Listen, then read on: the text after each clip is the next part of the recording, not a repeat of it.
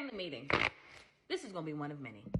See, now you got me started. She said, as West African woman, I've been crying all week and I'm in talk about God restoring his daughter to her birthrights. Listen, as a woman from Africa, I have no idea how much this means for you. And I love that. I love that.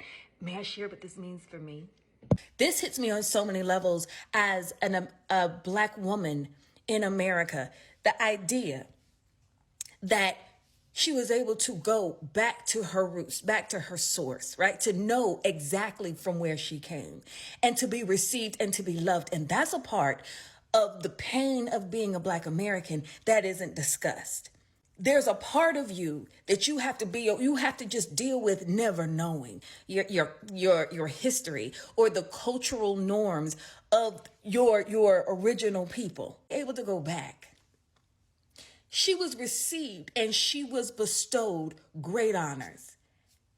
As a Black American, let me tell you something. I know you said sister, cousin, as a West African, what that means to you as a Black American, I can't even begin to tell you. I've been crying. There's a part of healing that happens. And I know you and I both believe that when it happens for one, it happens for us all.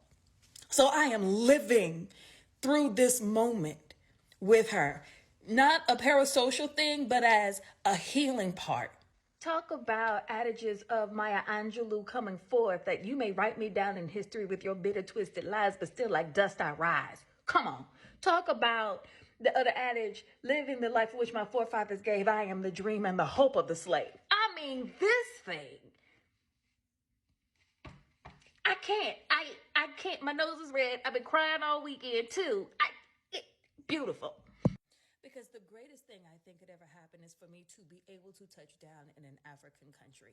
That sense of energy, that connection that has been lost on Black Americans.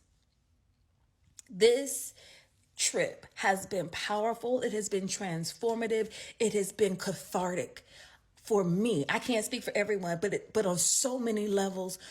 It has been so healing to see Black women loved. Yes, she's biracial. Her mama looked like me. Okay. But to be held in such high regard when we're not accustomed to being so. We're not the English Rose. You're right. I'm an African violet.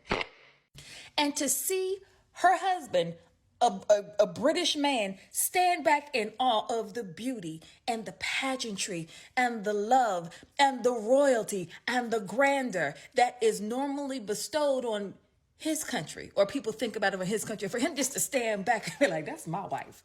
I'm married up. And how happy he was for her, not jealous. See a difference? When I say this trip was layered in beauty and significance, it is an understatement. I'm only touching the surface of it, but this is just one part. Please share your thoughts and comments below.